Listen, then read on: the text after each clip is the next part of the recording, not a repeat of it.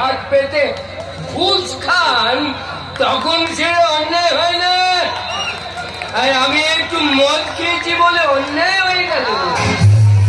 ওই হাবিলদারটি যখন আমাকে যে ধরলো আমি তখন থেকে বললাম, দেখ ভাই আমার কোটা কমপ্লিট করতে দে, তারপর নিয়ে যাস। তো ও তো আমার কোনো কথাই শুনলো না। কোটা কমপ্লিট? হ্যাঁ স্যার, শুধু আমি কেন, ডাক্তার থেকে মন্ত্রী যাদেরই কোটা কমপ্লিট হয়ে যাচ্ছে সবাই জেলে চলে যাচ্ছে।